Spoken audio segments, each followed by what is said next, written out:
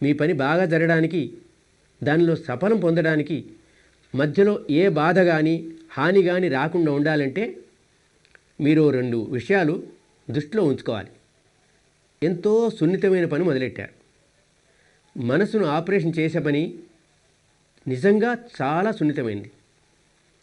మామూలుగా శరీరాన్ని ఆపరేషన్ చేసేటప్పుడు తన రోగికి ఏ హాని కలగకూడదని డాక్టర్ ఎంతో జాగ్రత్త పడతాడు. ఇది మనసు యొక్క ఆపరేషన్. శరీరం యొక్క ఆపరేషన్ కంటే ఎంతో ఎక్కువ అపాయకరమైంది. బాగా అర్థం చేసుకొని పనిచేయాల్సి ఉంది. శరీరానికి ఆపరేషన్ చేసేటప్పుడు రోగికి స్పృహ లేకుండా మత్తుమందు ఇచ్చేస్తారు. అందులోనూ మరెవరో ఆపరేషన్ చేస్తారు. ఏం జరుగుతుందో రోగికి తెలియదు. కానీ మనసుకు ఆపరేషన్ చేసేటప్పుడు స్పృహ లేకుండా ఉండటానికి ఏ వాసన గీసన చూపరు, మత్తు గిత్తివ్వరు. ఆపరేషన్ కూడా వేరే ఎవరో చేయరు, స్వయంగా చేసుకోవాలి. ఆపరేషన్లో ఏ కష్టాలు వస్తాయో వాటన్నిటినీ ఎదుర్కోవాలి. వాటన్నింటినీను దానికి ఇప్పటి నుండి తయారు చేయడం మొదలెట్టాలి. మనసును ఎంతో శక్తివంతం చేయడం అందులో ఒకటి. ఆపరేషన్ చేయాలి, వేరెవరో కాదు, నన్ను నేనే ఆపరేషన్ చేసుకుంటాను అన్న గొప్ప శక్తి మనసుకు వచ్చేటట్లు చేయాలి. కావున మనోబలం చాలా దృఢంగా ఉండాలి. ఈ ఆపరేషన్ జరిగే 9-10 రోజుల్లో మనకు ఇష్టం కాని విషయాలు వేలకు వేలు జరుగుతుంటాయి. ఎన్నెన్నో అప్రియమైన అనుభవాలు కలుగుతుంటాయి. వీటన్నిటికీ భయపడకూడదని తెలుసుకొని సాధన మొదలెట్టారు. ఆపరేషన్ ఎప్పుడు బాధాకరమైనదే, నేను దానికి భయపడకూడదు. అందరిలో కాకుండా మనోబలం చాలా తక్కువగా ఉన్న కొందరిలో ఈరోజు కాకుంటే రేపో ఎల్లుండో భయం పట్టుకుంటుంది.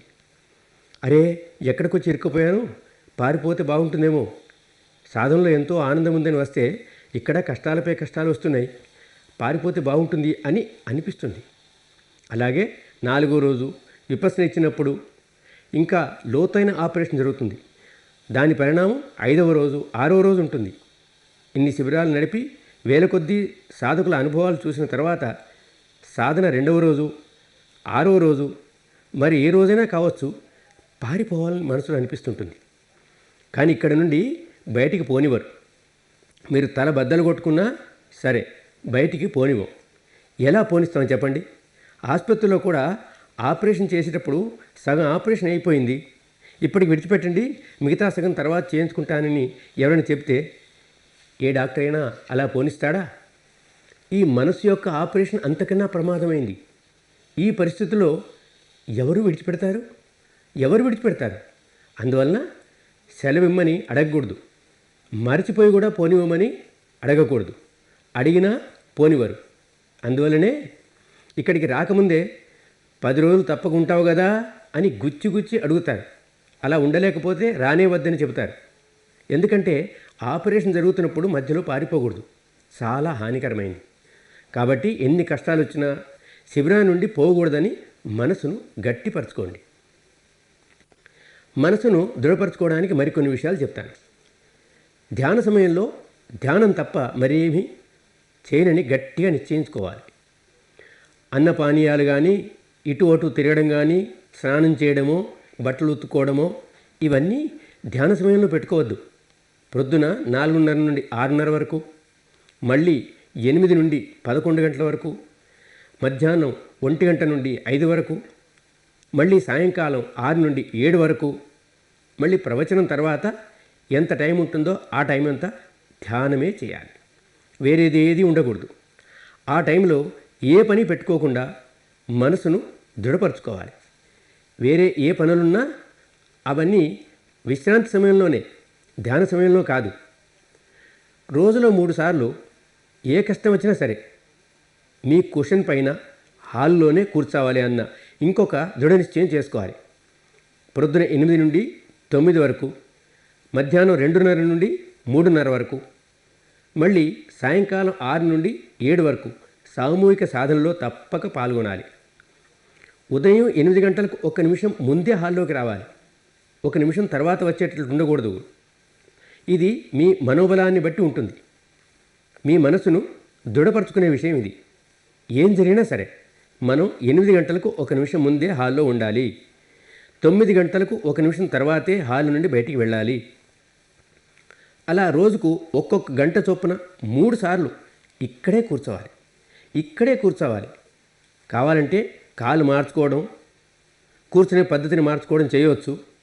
3-4 రోజుల తర్వాత కూర్చునే పద్ధతిలో మార్పు లేకుండా ఉండగలుగుతారు. ఇప్పుడు అది తప్పనిసరి కాదు. అలా మనసును దృఢపరచుకోవాలి. ఈ మనసును ఇప్పటి నుండే గట్టిపరుచుకుంటూ పోతే ఆపరేషన్ బాగా లోతుల వరకు జరుగుతుందని మీరే చూస్తారు. మనసులో చాలా లోతుల్లోనున్న వికారాలు బయటికి రావడం మొదలెడతాయి. ప్రతి సామూహిక సాధన తర్వాత 5 నిమిషాలు విరామం దొరుకుతుంది, భయపడవద్దు. ఇంకో విషయం గుర్తుంచుకోవాలి, ధ్యానం ఆరు బయట చేయకూడదు. ధ్యానంలో మీరు చాలా పక్వ దశకు వచ్చిన తర్వాత అలా చేయవచ్చు. కొత్తలో ధ్యానం చేస్తున్నప్పుడు బహిరంగ ప్రదేశంలో చేయడం మంచిది కాదు. ఇవాళలాగా ఏ ఏ ప్రదేశాల్లో మన శ్వాస తాకుతుందో చూస్తున్నప్పుడు బయట జోరుగా వీచే గాలి ప్రముఖమైపోయి మన శ్వాస ఎక్కడ తాకుతుందో, ఎప్పుడు తాకుతుందో మనకు తెలియదు. అలాగే మన మూసిన కళ్ళపై వెలుతురు పడినప్పుడు దానిలో కొంత భాగం మన మనస్సు లోపలికి వెళ్ళడానికి అంతరాయం కలిగిస్తుంది. మన మనస్సు పైపైనే ఉండిపోతుంది. కాబట్టి వెలుతురు కానీ గాలి కానీ మీకు సూటిగా తగలకూడదు. అందువల్ల మీరు బయటి ప్రదేశంలో ధ్యానం చేయకూడదు, లోపలే చేయాలి. ఇంకొక మాట, ఈ తపోభూమిలో ధ్యానానికి నివాసానికి గల హద్దులు దాటి ఒక్క అడుగు కూడా బయటికి వేయకూడదు. అది మీ రక్షణ కోసమే. ఇది చాలా తప్పనిసరి.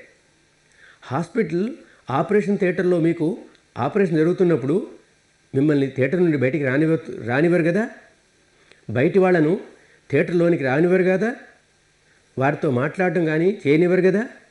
అలాగే మీరు కూడా ఈ ఆశ్రమ సరిహద్దుల్లోనే మీ రక్షణ కోసమే ఉండాలి. మీ మనస్సు ఆపరేషన్ అన్న పెద్ద పనిలో మీలో జరుగుతోంది కనుక అలాంటప్పుడు మీలో ఎలాంటి చెడు కెరటాలు లేవకూడదు. ఏ విధమైన చెడు తలంపులు మనసుకు రాకూడదు. అలా వస్తే చాలా హాని కలుగుతుంది. ఆపరేషన్ ఎంత సురక్షిత ప్రదేశంలో జరిగితే అంత మేలు కలుగుతుంది. దీన్ని మీరు తప్పగా గుర్తుంచుకోవాలి. ఇక మరొక మాట, ఇంట్లో 3-4 సార్లు ఆహారం తీసుకుంటుంటారు. ఇక్కడ సాయంత్రం భోజనం కూడా ఉండదని తెలుసు కదా.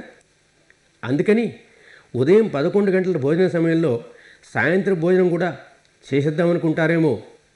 4 రొట్టెలకు బదులు 8 రొట్టెలు కాజేస్తారేమో.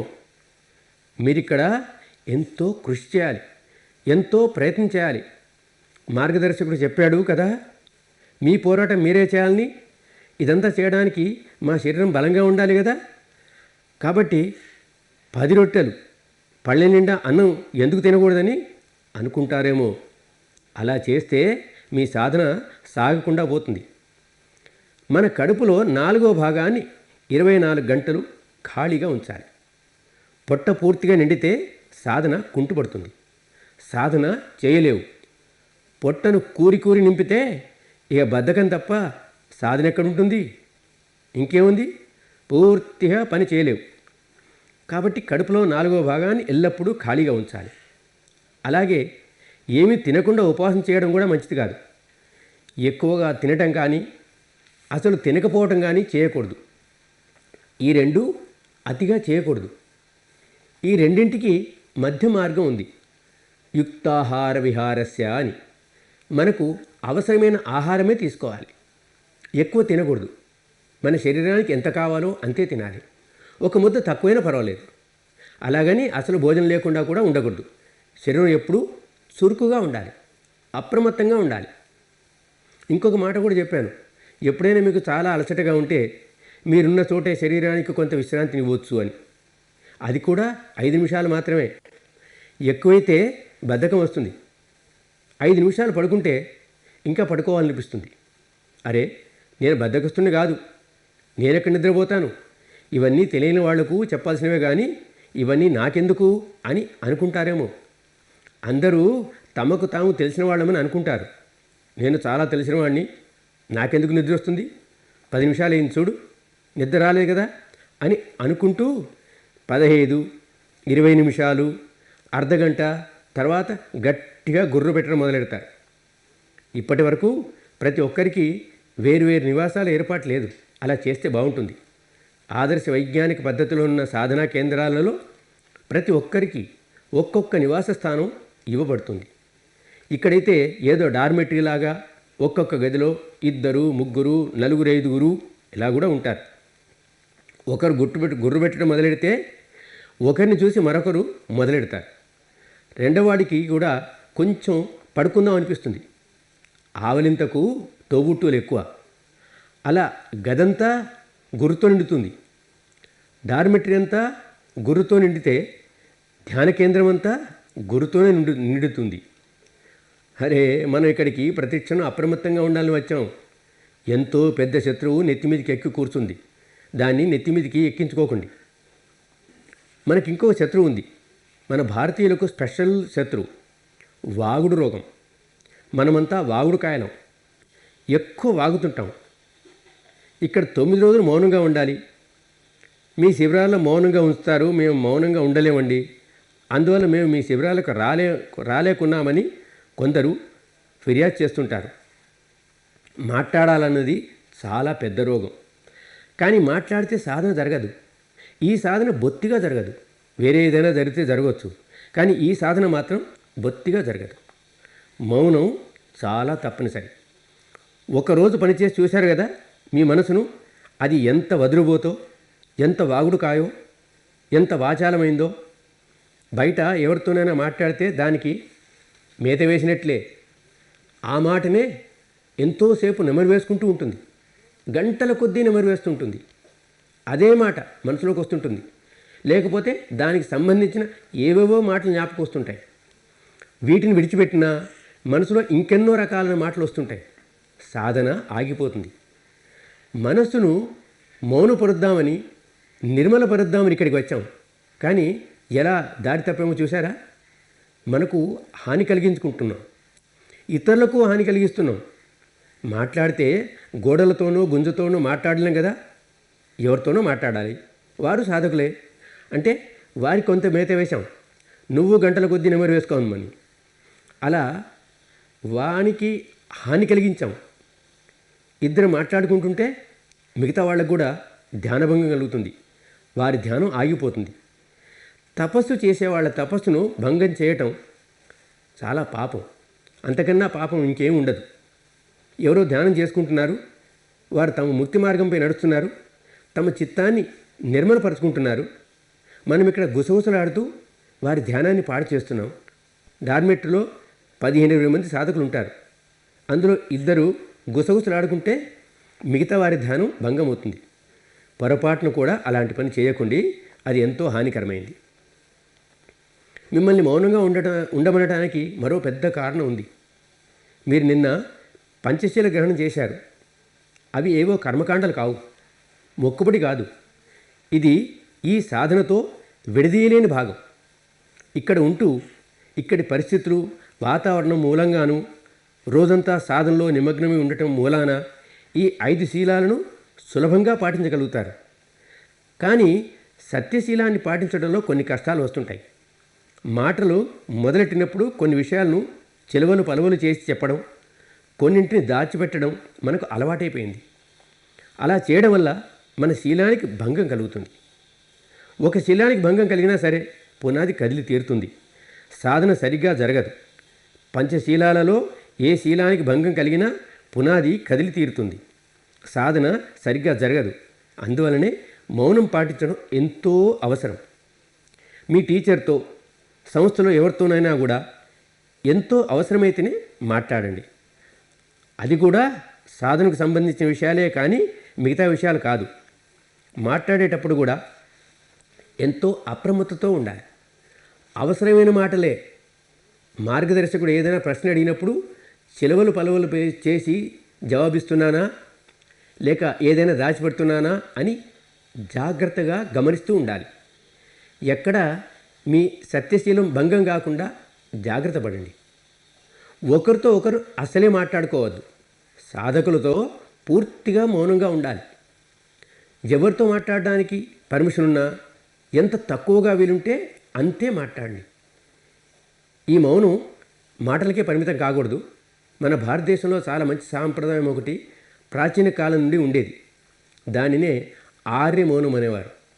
ఆర్య మౌనం అంటే మౌనం మాటలకే పరిమితం కాకూడదు, శరీరాన్ని మనసును కూడా మౌనంగా ఉంచాలి. ఇవి ముక్తావస్థకు చేరుస్తాయి. మౌనం అంటే మాటల్లోనే మౌనం ఉంటే సరిపోదు, శరీరంతోనూ సంజ్ఞలతోనూ మాట్లాడకూడదు, కనుసైగలతో కూడా మాట్లాడకూడదు, రాతపూర్వకంగానూ మాట్లాడకూడదు.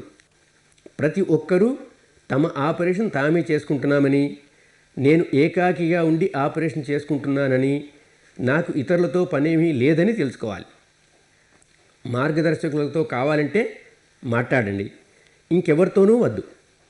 అలాంటి నిశ్చయంతో పని చేస్తే బాగా పురోగమిస్తారు, ఎంతో లాభం పొందుతారు. ఇంకొక మాట, దీన్ని హెచ్చరికగా కూడా తీసుకొని ఎంతో శ్రద్ధగా పాటించాలి. నిన్న మీతో చేయించిన ఆత్మసమర్పణను ఏదో కర్మకాండగా తలచకండి. మీ ఆత్మసమర్పణ కేవలం ఈ 10 రోజులకే, ఈ 10 రోజులకే, ఈ విద్య కోసమే, ఈ సాధన కొరకే. ఎవరైనా ఇంతకుముందు ఏ రకమైన సాధనైనా చేస్తుండవచ్చు, ఏదో జపం చేస్తుండవచ్చు, ఏదైనా చేస్తుండవచ్చు, దాంట్లో తప్పేమీ లేదు. కానీ మీరు ఇక్కడికి వచ్చారు కనుక ఈ విద్యను పరీక్షించి చూడాలి, దీనికి పూర్తి న్యాయం చేకూర్చి చూడాలి. ఇలా దీనికి న్యాయం చేకూర్చి చూడడానికి ఈ ధ్యాన విధానానికి మరేమీ చేర్చవద్దు. 10 రోజుల తర్వాత ఎంత చెబితే, 10 రోజుల వరకు ఎంత చెబితే అంతే చేయాలి. ఎలా చేయమని చెబితే అలాగే చేయాలి. దీనికి ఏవైనా చేర్పులు కానీ మార్పులు కానీ చేయకూడదు. అలా చేస్తే ఈ విద్య వల్ల లాభానికి బదులు నష్టం వస్తుంది. అందువల్లే ఈ మాటను గట్టిగా చెబుతున్నాం, హెచ్చరికగా కూడా చేస్తున్నాం. ఈ మాట వినని చాలామంది తమ సాధనలో ఏదో కలపడం మొదలెట్టి దానివల్ల కష్టాలు తెచ్చుకుంటున్నారు. అలాంటి వాళ్లను వాళ్ళ చిక్కులో నుండి బయటికి తీసుకురావడం మార్గదర్శకులకు కూడా చాలా కష్టమవుతుంది. ఎన్నో కష్టాల నుండి వారిని బయటకు తీసుకొని రావాల్సి వస్తుంది. కాబట్టి ఎవరూ కష్టాలను కొని తెచ్చుకోకండి. దీనికి ఒక ఉదాహరణ తీసుకుందాం. ఒకడు తన నల్లగుర్రం మీద సవారీ చేస్తున్నాడు. అంతలో వాడి దగ్గరికి ఎవరో తెల్లగుర్రం తీసుకొచ్చి దీనిపైన సవారీ చాలా బాగుంటుందని చెప్తారనుకుందాం. నీ గుర్రంపై సవారీ చేస్తాను కానీ నా గుర్రాన్ని విడిచిపెట్టను, ఒక కాలు నా గుర్రం పైన, రెండో కాలు నీ గుర్రం పైన పెట్టి సవారీ చేస్తానంటాడు ఆ పిచ్చోడు. అది ఎంత ప్రమాదకరమైందో చూడండి. 2 గుర్రాలపై సవారీ ప్రయత్నించడం చాలా ప్రమాదకరం. అలాగే ఒక నావలో ప్రయాణం చేసేవాడితో ఇంకొకడు మరో నావ తెచ్చి దీంట్లో ప్రయాణం చాలా బాగుంటుందని చెప్తే వాడు తన నావలో ఒక కాలు, రెండో నావలో మరో కాలు పెట్టి ప్రయాణం చేస్తానంటే ఎంత ప్రమాదకరమో చెప్పండి. కొన్ని సాధనలు ఒక రకంగా పనిచేస్తాయి. మనసు లోతుల్లో ఉన్న మురికి అక్కడే అణిగి మణిగి ఉంటుంది, వాటిని అవి ముట్టుకోవు. కానీ మనసు పై పొరల్లో చాలా మంచి పూతలు పూస్తాయి. మనసు పైన చాలా చక్కని పూతలు పూసుకోవచ్చు. రకరకాల పూసే పూతలు ఆ సాధనలు ఉన్నాయి. అలా మనసుకు పైన రకరకాల కోటింగ్లు కొట్టచ్చు. ఒకసారి ఒకటి కొడితే దానిపై రెండో పూత ఇంకొకటి. దీంట్లో కూడా ప్రమాదం ఏమీ లేదు. ఎన్ని రంగులు పులుముకున్నా ఏమీ కాదు ఆ సాధనల్లో. కానీ ఈ సాధనలో అలా కాదు. ఇక్కడ పెద్ద ఆపరేషన్ జరుగుతుంది. ఇలాంటి చోట అదే ప్రమాదం అయిపోతుంది. ఇక్కడ అలాంటిది ఏదైనా ఈ పద్ధతికి వ్యతిరేకంగా ఉన్నదాన్ని దేన్నైనా కలిపామంటే ఒక్కసారిగా చిక్కులో పడిపోతాం.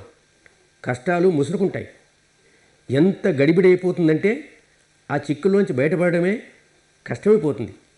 వీటికన్నా ప్రమాదకరమైనది ఏమంటే ఇప్పుడు మన మనసులోని మైలను బయటికి తీయడానికి ఆపరేషన్ చేస్తున్నాం. వేరే దేన్నైనా దీంట్లో కలపడం చాలా ప్రమాదకరం. ఈ సాధనకు విపరీతమైన సాధనను దేన్నైనా ఈ సాధనలో కలిపారంటే చాలా కష్టాల్లో పడిపోతారు. వాటి నుండి బయటపడటం చాలా కష్టమవుతుంది. పొరపాటున అలా చేస్తే భయపడకండి. ఎవరికైనా నామజపం చేసే అలవాటు ఉంటే శ్వాసను చూస్తూ ఉన్నప్పుడు నామం కూడా వచ్చిందనుకుందాం. అలా జరుగుతోందని తెలిసి వెంటనే చిరునవ్వుతో ఆ తప్పును సరిదిద్దుకోండి. నామాన్ని విడిచి కేవలం శ్వాసనే చూడటం మొదలెట్టండి. మళ్ళీ అలా జరిగితే మళ్ళీ దాన్ని సరిచేసుకోండి. ఆ విధంగా చేస్తే ఏ ప్రమాదం ఉండదు. అలా చేస్తూ పోతే దానికి అదే ఆగిపోతుంది. కానీ కావాలని అలా కలిపితే కొంతసేపు ఇది కొంతసేపు అది చేస్తూ పోతాం. అది చాలా ప్రమాదాన్ని తెస్తుంది. కానీ అలాంటి ప్రమాదకరమైన పనులు ఏమీ చేయకండి. ఇంత గంభీరమైన పనిలో ఏ ప్రమాదము తెచ్చుకోవద్దు. ఈ 10 రోజుల్లో ఎంత చెబితే అంతే చేయండి. ఎలా చేయమని చెబితే అలాగే చేయండి. ఏ రకమైన మార్పులు చేర్పులు చేయకండి.